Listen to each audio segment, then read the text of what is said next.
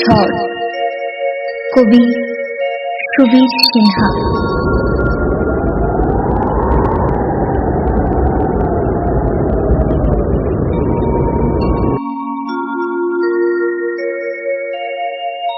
এমন একটা ঝড় উঠুক, সবকিছু ওলট পালট করে দিয়ে ফিরিয়ে দিক একটা নতুন সময়, নতুন সমাজ। সঙ্গে আনুক সবুজের সমারোহ, মানুষের মনুষ্যত্ব ও কর্তব্যবোধ। এমন একটা ঝড় উঠুক যে উড়িয়ে নিয়ে যাবে পৃথিবীর সকল কান্না, হাহাকার। এমন একটা ঝড় উঠুক, প্রেম, ভ্রাতৃত্ববোধ, আবেগ, মায়া, মমতা এক জায়গায় কুণ্ডলী পাকিয়ে ঢুকে যাক মানুষের হৃদয়ে। বৃদ্ধাশ্রম, পাগলা গারদ নিশ্চিহ্ন হোক, নিশ্চিহ্ন হোক ধর্মের হানাহানি। আবার নতুন সূর্য উঠুক, প্রকৃতি সাজুক বাহারি সাজে। কামনা লোভ ভুলে প্রকৃত প্রেমের আসুক জোয়ার। এমন একটা ঝড় উঠুক, কেড়ে নিয়ে যাক মানুষগুলোর মুখের অকথ্য ভাষা আর বাসনার নেশা। মা বোনকে আর যেন না কোথাও হতে হয় লাঞ্ছিতা, ধর্ষিতা। এক মুঠো চালের জন্য আর মানুষ না কাঁদে দৌড়ে দৌড়ে ঘুরে। মাথা খুঁড়ে খিদের জ্বালায় 1 বছরের সন্তানের সাথে বাবা মাকে আর যেন আত্মহত্যা না হয় করতে। এমন একটা ঝড় উঠুক, বোমা, গুলি, বারুদ তলিয়ে নিয়ে যাক সমুদ্রের জলোচ্ছ্বাস। পৃথিবীকে শীতল করে মুছে দিয়ে যাক তার সকল অন্ধকার, তার কলঙ্কিত সকল ইতিহাস।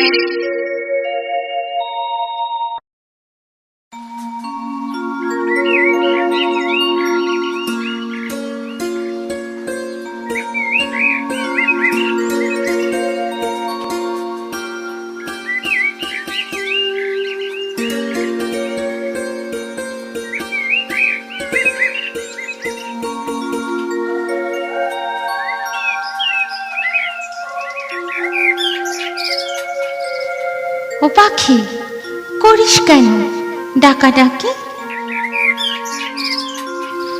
তোরও কি হাল আমার মতো? কেউ কি তোকে দিয়েছে ফাঁকি? সুখ বলি ভাব যন্ত্রণাকে বিজন রাতের ক্ষণে।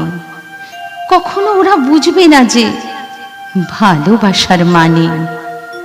ওদের কথা ভেবে দুঃখ কেন সবই? নতুন নতুন ফুলের মধু ওরা পান করে, মিছেই ওদের বুকে টানা ফুলের পাপড়ি ঝরে। ওদের কথা ভেবে দুঃখ কেন সবই? ও পাখি, করিস কেন এমন ডাকাডাকি?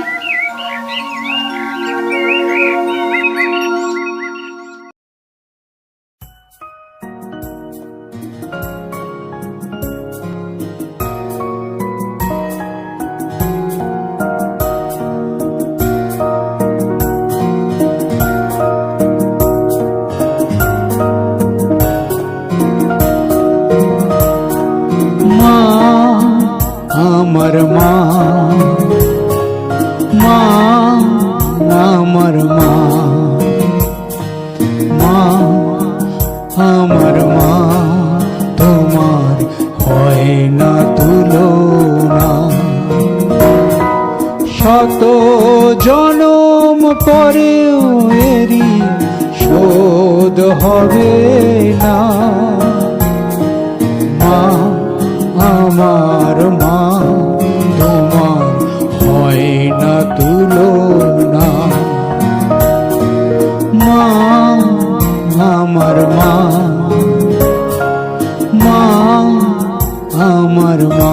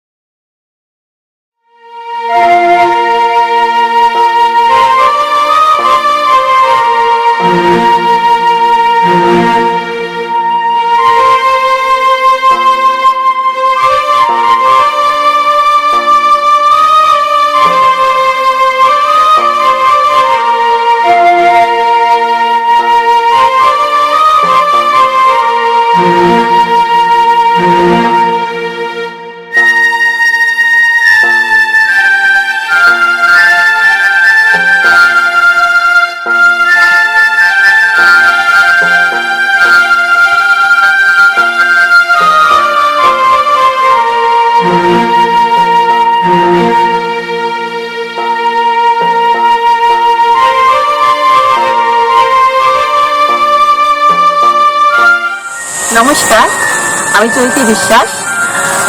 আমি এই মুহূর্তে দাঁড়িয়ে আছি শান্তিনিকেতন গাছ মন্দিরের সামনে। আজ 2023 সালের 9 মে, আজ 25শে বৈশাখ 1430 রবীন্দ্রনাথ ঠাকুরের জন্মজয়ন্তী। প্রতি বছরের মতো এবছরও পালিত হবে রবীন্দ্রনাথ ঠাকুরের 162তম জন্মজয়ন্তী।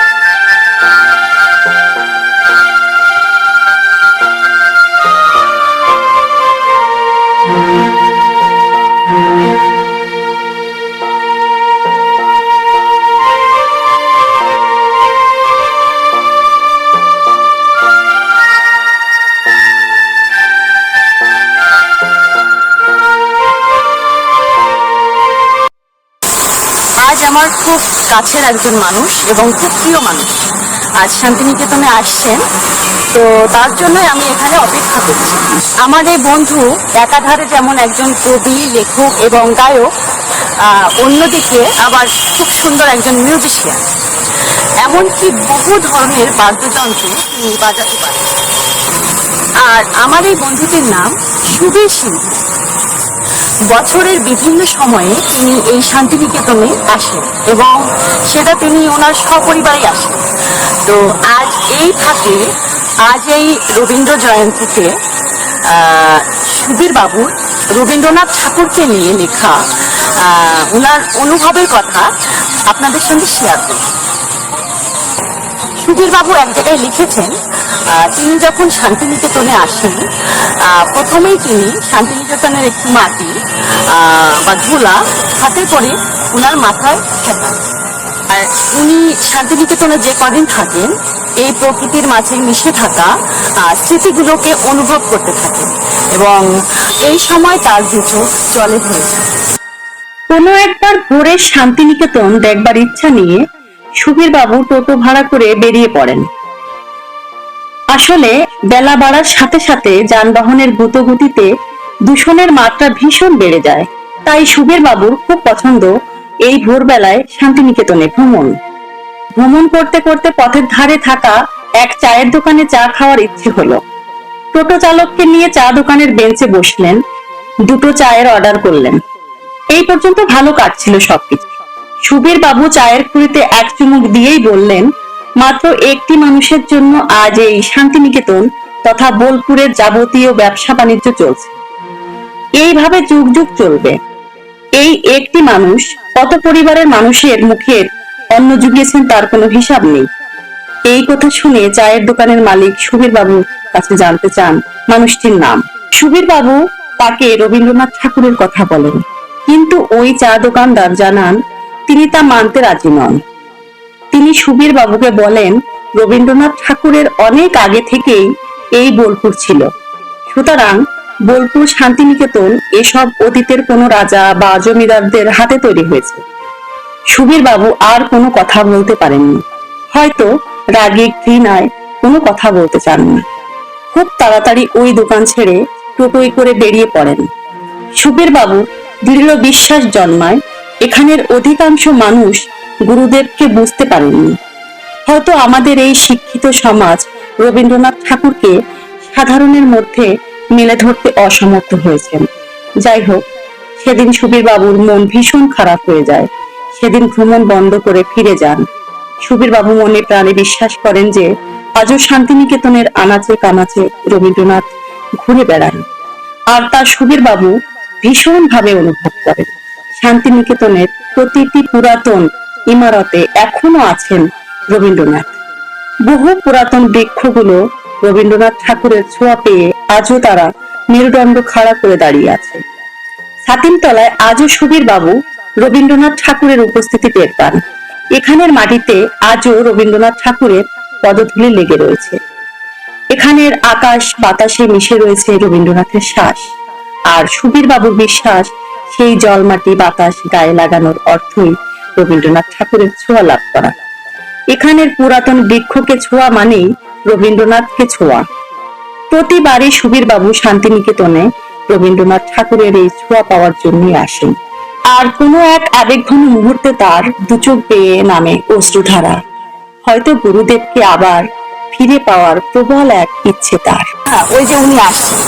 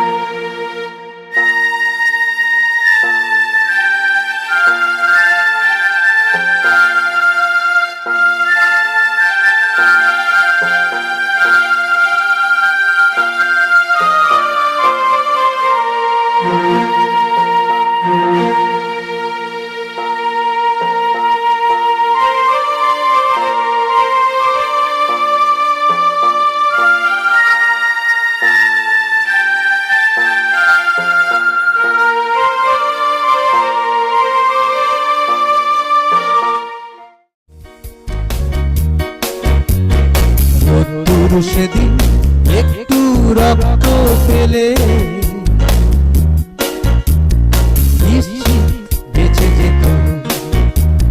রোদ্দুর সেদিন একটু রক্ত পেলে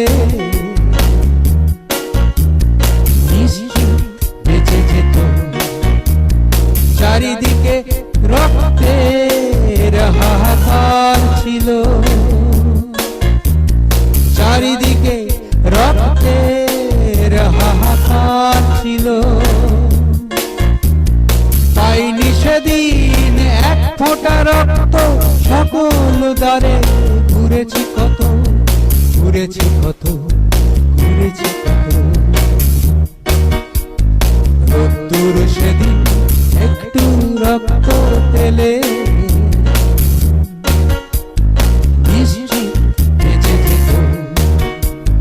চারিদিকে রক্তের হাহাকার ছিল, চারিদিকে রক্তের হাহাকার ছিল। পাইনি কোথাও এক ফোঁটা রক্ত, সকল ধারে ঘুরেছি কত, ঘুরেছি কত, ঘুরেছি কত। রোদ্দুর সেদিন একটু রক্ত পেলে নিশ্চিত বেঁচে যেত।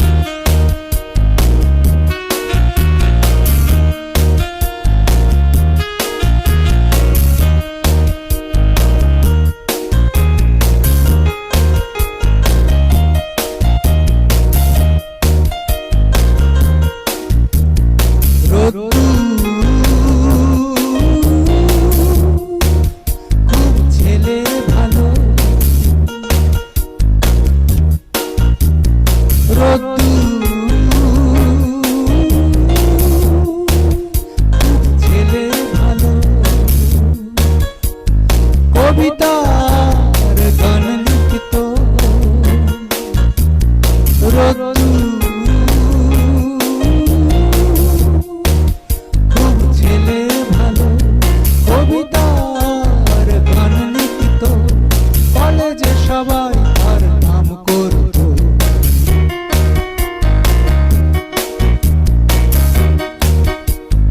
রোদ্দুর দেখতো স্বপ্ন কত, রোদ্দুর দেখতো স্বপ্ন কত, রোদ্দুর দেখতো স্বপ্ন কত, রোদ্দুর দেখতো স্বপ্ন কত, স্বপ্ন কত, স্বপ্ন কত।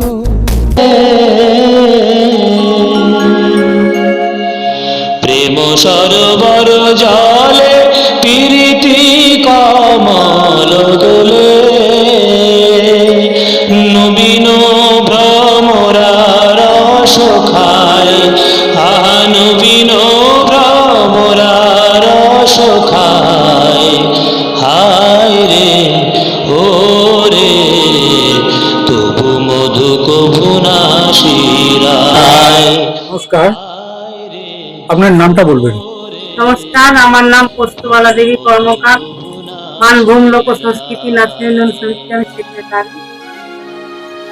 ওই নাচনি হিসাবে আপনি মোটামুটি কতদিন ধরে আছেন এই জগতে?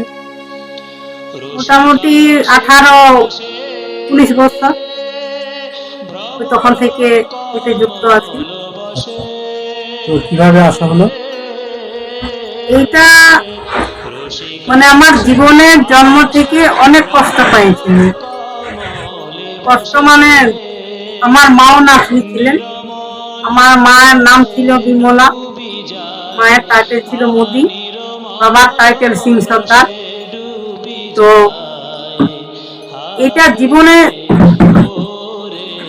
মানে কি বলবো যে আমি কষ্টটা পাইছি।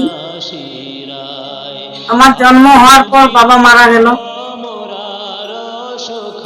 5 বছর পর আমার মা আমাকে ছেড়ে পালান দিল। তখন ওই জেঠু থাকতো আমার, ওই জেঠুর মেয়ে ছেলেরা খুব কষ্ট দিত। আমি ভিক্ষা করছি। এইভাবে আমার মা মানে অন্য জায়গায় ছিল, মানে একটা নদী, একটা ওই এপার ওপার, সেখানে আমার মা থাকতো। তো আমার বাপের বাড়ির ওই গ্রামের লোক মাটি কাটতে যেত, সেইখানে আমাকে দেখলো। তখন আমার মানে যতন নাই, মাথাটা বড়, মাথায় জট হয়ে গেছে, ঘাড় সরু, পেট বড়, পা সরু, মানে আমার যতন করার কেউ নাই। সময় আমি খাবার খেতে পারিনি। তারপরে আমাকে ওই ফ্যান ভাতটা দিত, মানে ফ্যানটা দিত, শুধু একটু ভাত থাকতো, ফ্যানটা দিত। এইটা খাই থাকছি। তারপর ভিক্ষা করছি, ভিক্ষা করে নিয়ে আসছি, সেটা আমার খাতের জন্য খুব মারা ধরা। তারপর আমার মাকে বলে দেই ওই গ্রামের লোকেরা মাটি কাটতে যাচ্ছে অন্য লোকের ঘরে, এইখানে বলে দিল যে মেয়েটাকে নিয়ে আসো, নয়তো মারা যাবে। তখন আমাকে মা আমার নিয়ে গেল, আমাকে নিয়ে যাওয়ার পর বর্ধমান নিয়ে গেল। ওইখানে ধান কাটাকাটি করতো। তারপর ওইখান থেকে ওইখানে 1 বছর থাকলে তারপর নিয়ে আইলো আমাকে করলি গ্রাম। ওইখানেই আমি লোকের বাড়িতে ছাগল চড়াতি, তারপর ছাগল চড়াতি নিয়ে ওই 2 বার খাতে দিত। সেই সময়টায় আমাদের দেশে বলতো, পুরুলিয়ায় বলে যে জোনায়, আপনারা কি বলেন এটাকে, ভুট্টা না কি বলেন আপনারা, ওইটা মানে খাতে দিত। তো ওইটা জানছি নাই, খাতে পারছি নাই। তো ওইটা খাতে পারছি নাই, তখন অতটা জানি নাই। কষ্ট করে মানে জীবন যাপন করছি। কিছুদিন মনে মনে ঘরের কোণে স্বামীর পীড়িত রাগ গোপনে, কিছুদিন মনে মনে সরাই কইবি কথা গঠে মাঠে।